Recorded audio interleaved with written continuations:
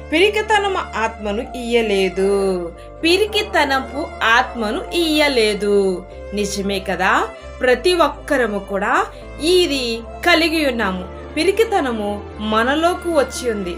ఏంటంటే ఏ విషయంలోనా బలహీనులమయ్యామంటే మనం భయపడతాం. ఏమైపోతుందో, ఏం జరుగుతుందో అనే భయం, ఆందోళన మనకి కలుగుతుంది. ఎక్కువ అప్పులు కలిగినప్పుడు భయము మనల్ని ఆవరిస్తుంది. ఏదైనా దాటినప్పుడు అనిపిస్తుంది ఏమవుతుందో, దానివల్ల ఏం జరుగుతుందో అని భయం కలుగుతుంది.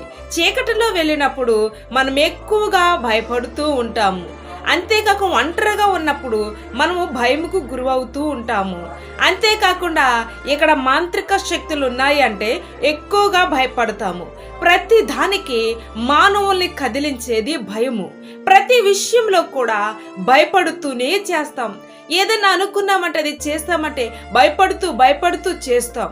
అందుకే యోబు మీద నువ్వు ఏది భయపడుతూ చేసావు అదే నీకు ఉరిగా వచ్చింది అంటున్నావు. భయము ఎలాంటిదైనా మనిషిని కృంగతీస్తుంది. ఎంతటి వాడినైనా మనిషిని కృంగతీస్తుంది కదా. మరి భయము కలిగి మనం జీవిస్తే దేవుడు ఇక్కడ మనల్ని అంటున్నాడు, పిరికితన ఆత్మ నేను ఇవ్వలేదే, పిరికితనము కలిగిన వారు నరకానికి వారసులే అని మాట్లాడుతున్నారు. పిరికితనము మనలో ఉండకూడదని ఖచ్చితంగా చెప్తున్నారు. 365 రోజులు కూడా బైబిల్లో రాసిన గ్రంథంలో మంచి మాట, భయపడకము. ప్రతి విషయంలో భయపడే మానవుల కొరకు దేవుడు ఈ రోజు ఈ మాట మాట్లాడుతున్నారు. నువ్వు ఏ విషయంలో భయపడుతున్నావో, ఎందు నిమిత్తమో భయపడుతున్నావో నేను చూడకపోవచ్చు, నాకు అర్థము కాకపోవచ్చు, కానీ నిన్ను కన్నా పెంచి పోషించిన ప్రభువుకు మాత్రం కంపల్సరిగా తెలుసు. అందుకనే ఆయన